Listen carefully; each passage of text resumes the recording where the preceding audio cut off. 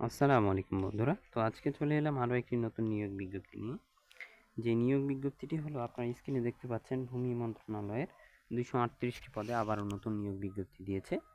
তো এখানে কিন্তু আরও একটি বলার বিষয় যে ভূমি জরিপ ও রেকর্ড অধিদপ্তরেরও কিন্তু 3017টি পদের নিয়োগ বিজ্ঞপ্তি চলছে।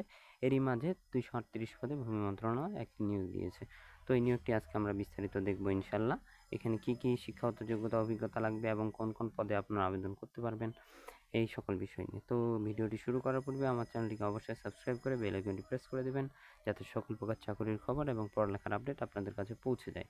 তো এইখানে দেখুন যে ভূমি মন্ত্রণালয় মাঠ প্রশাসন অধিশাখা, তো এইখানে বলা হয়েছে যে ভূমি মন্ত্রণালয়ের পদ হচ্ছে, এখানে একটি পদ রয়েছে। তো পদটি হচ্ছে এখানে সার্ভেয়ার। আপনারা পদটি দেখতেই পাচ্ছেন, এখানে সার্ভেয়ার পদটি 14তম গ্রেডের। এখানে 14তম গ্রেড। এইখানে 238টি পদ রয়েছে। বেতন স্কেল কিন্তু 10,200 থেকে 24,680 টাকা। তো এখানে শিক্ষাগত যোগ্যতা কিন্তু বলা হয়েছে কোনো স্বীকৃত কারিগরি শিক্ষা বোর্ডের অধীনে সার্ভে ইনস্টিটিউট হইতে 4 বছর মেয়াদী ডিপ্লোমা ইন ইঞ্জিনিয়ারিং সার্ভেইং পরীক্ষা উত্তীর্ণ। এখানে কিন্তু কারিগরি শিক্ষা বোর্ডের অধীন হতে হবে, সার্ভে ইনস্টিটিউট হইতে। সার্ভে মানে জমি জরিপ করা বা জমি মাপার কাজে, এরকম ক্ষেত্রে এটাকে সার্ভে বলা হয়। তো এখানে ইনস্টিটিউট হতে 4 বছর মেয়াদী ডিপ্লোমা ইন ইঞ্জিনিয়ারিং সার্ভেইং পরীক্ষা উত্তীর্ণ হতে হবে।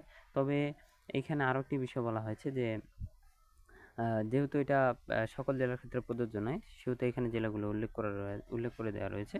যে এখানে বলা হয়েছে যে মানিকগঞ্জ, শরীয়তপুর, টাঙ্গাইল, চাঁদপুর, কুমিল্লা, খাগড়াছড়ি, রাঙামাটি, রাজশাহী, তারপরে নওগাঁ, রাজশাহী, পাবনা, সিরাজগঞ্জ, নওগাঁ, কুষ্টিয়া, পটুয়াখালী, এই সকল জেলার প্রার্থীগণ কিন্তু আবেদন করতে পারবেন না। এই সকল জেলার প্রার্থীগণকে কিন্তু আবেদন করার কোনো প্রয়োজন নেই। তারা কিন্তু কিন্তু যদি এতিম এবং শারীরিক প্রতিবন্ধী হয়ে থাকে, তাহলে কিন্তু সকল জেলার প্রার্থীগণ আবেদন করতে পারবে। যারা আবেদনে আগ্রহী তাদেরকে বলে রাখি যে তারা অবশ্যই, এখানে ওয়েবসাইট দেওয়া রয়েছে, ওয়েবসাইট পোর্টাল www.miniland.teletalk.com.bd। এই ওয়েবসাইটে গিয়ে কিন্তু তারা খুব সহজেই আবেদন করতে পারবে। তারপরে এখানে আরও একটি বিষয় বলে রাখি যে এখানে মানে যারা এখনও যাদের বয়সসীমা 18 থেকে 30 বছর, সাধারণ প্রার্থীর ক্ষেত্রে তারা কিন্তু আবেদন করতে পারবে। এবং যাদের বয়সসীমা মুক্তিযোদ্ধার পুত্র কন্যা বা শারীরিক প্রতিবন্ধীদের ক্ষেত্রে 18 থেকে 32 বছর।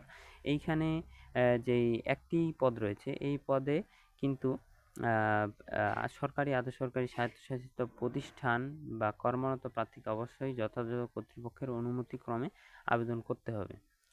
এখানে কি কি কাগজপত্র লাগবে তা কিন্তু বলা রয়েছে, এবং এখানে পরীক্ষার শুরু হওয়ার তারিখ এবং আবেদনের শুরুর তারিখ এবং শেষ তারিখ কিন্তু এখানে উল্লেখ করে দেওয়া রয়েছে।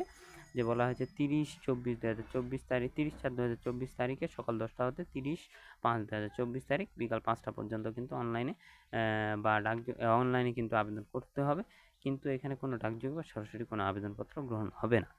তো এই ছিল আজকের ভিডিওতে বন্ধুরা। তো সকলে যারা ভিডিওটি দেখলেন অবশ্যই লাইক, কমেন্ট এবং শেয়ার করবেন। এবং আমার ভিডিওতে আপনি যদি একটি কমেন্ট করেন, তাহলে আমি সেটি ভিডিওটি করার জন্য অনুপ্রেরণা পাই। তো আপনাদের কাছে রিকোয়েস্ট থাকবে যাতে আমার ভিডিওটি ভালোভাবে দেখেন এবং আমার ভিডিওটিতে একটি কমেন্ট, আপনার মূল্যবান কমেন্টটি করে যাবেন। তো সকলকে ধন্যবাদ।